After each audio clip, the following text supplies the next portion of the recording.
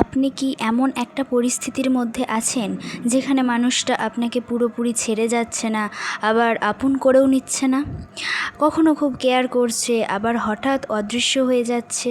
আপনি অপেক্ষা করছেন, মনটা অস্থির হয়ে যাচ্ছে, কিন্তু বুঝতে পারছেন না এই সময় আপনার কি করা উচিত।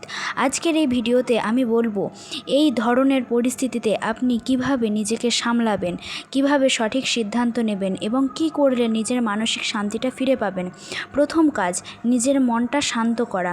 এই সময় সবচেয়ে বড় ভুলটা আমরা করি তা কি জানেন? আমরা তাড়াহুড়ো করে সিদ্ধান্ত নিতে চাই, হঠাৎ করে ফোন করি, বারবার মেসেজ করি, অথবা রাগ করে এমন কিছু বলে ফেলি যার জন্য পরে আফসোস হয়। কিন্তু সত্যিটা হলো এই সময় আপনার প্রথম কাজ হলো নিজের মনটা শান্ত করা। একটু সময় নিন, নিজেকে বলুন আমি এখনই সিদ্ধান্ত নেব না। তার আগে আমি নিজের অনুভূতিটা বুঝবো। 2 নম্বর আপনার কাজ হলো তার আচরণটা ভালোভাবে পর্যবেক্ষণ করা। অনেক সময় আমরা শুধু তার ভালো মুহূর্তগুলোকে মনে রাখি, তার খারাপ আচরণগুলোকে ভুলে যাই। তাই এই সময় একটা কাজ করুন, তার আচরণটা একটু নিরপেক্ষভাবে দেখুন। নিজেকে প্রশ্ন করুন, সে কি শুধু নিজের সুবিধা মতো আসে? যখন আপনার দরকার হয় সে কি আপনার পাশে থাকে? সে কি ভবিষ্যৎ নিয়ে কোনো পরিষ্কার কথা বলে? এই প্রশ্নগুলোর উত্তরই আপনাকে সঠিক দিকটা দেখাবে। নিজের মূল্য মনে রাখুন, এটা হলো আপনার 3 নম্বর কাজ। নিজের মূল্য মনে রাখা অর্থাৎ সেলফ রেসপেক্টটাকে দেখা। এই ধরনের সম্পর্কের মধ্যে থাকতে থাকতে একটা সময় আমরা নিজের মূল্যটাই ভুলে যাই।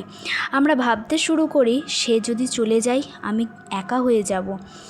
কিন্তু একটা কথা মনে রাখুন, আপনার সম্মান আর মানসিক শান্তি কোনো সম্পর্কের চেয়েও বেশি গুরুত্বপূর্ণ। যে সম্পর্ক আপনাকে প্রতিদিন কষ্ট দেয়, আপনাকে অনিশ্চয়তার মধ্যে রাখে, সেটা ধরে রাখার জন্য নিজেকে ছোট করা উচিত না। পরিষ্কারভাবে কথা বলুন, কিন্তু শান্তভাবে। এই সময় এটাই হলো আপনার 4 নম্বর কাজ। পরিষ্কারভাবে কথা বলুন, কিন্তু শান্তভাবে বলবেন।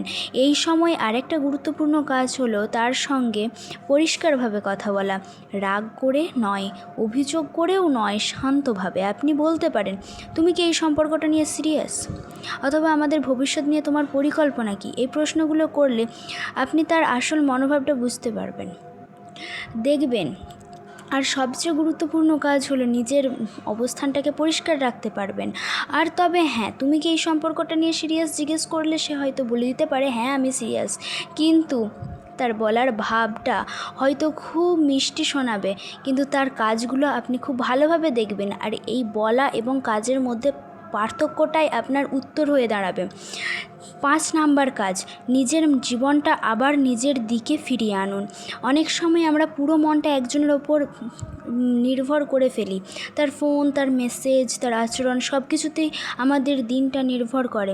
কিন্তু এই সময় একটা কাজ খুব জরুরি, নিজের জীবনটা আবার নিজের দিকে ফিরিয়ে আনা।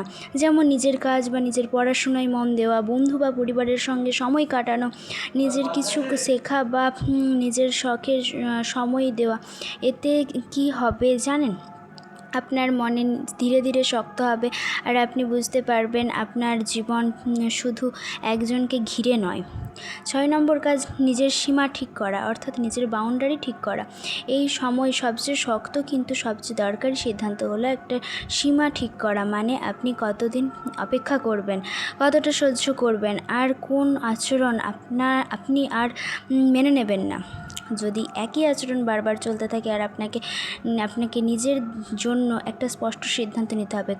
কারণ যেখানে বারবার কষ্ট হয় সেখানে সীমা না টানলে কষ্টটা কখনো শেষ হয় না। শেষে একটা কথা বলি, এই সময় আপনি একা নন।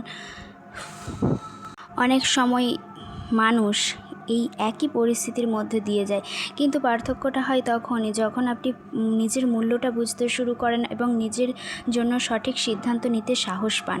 নিজেকে সময় দিন, নিজেকে গুরুত্ব দিন, আর মনে রাখুন আপনার শান্তি এবং সম্মান সবচেয়ে আগে। এই ভিডিওটি আপনার কাছে যদি লাগে তাহলে ভিডিওটিকে একটি লাইক করে দিন এবং আপনার মতামত বা অভিজ্ঞতা নিচে কমেন্ট করে জানান। আর এমন বাস্তব জীবন এবং সম্পর্কের বিষয় নিয়ে আরও ভিডিও পেতে আমাদের চ্যানেলটিকে সাবস্ক্রাইব করতে ভুলবেন না। ধন্যবাদ।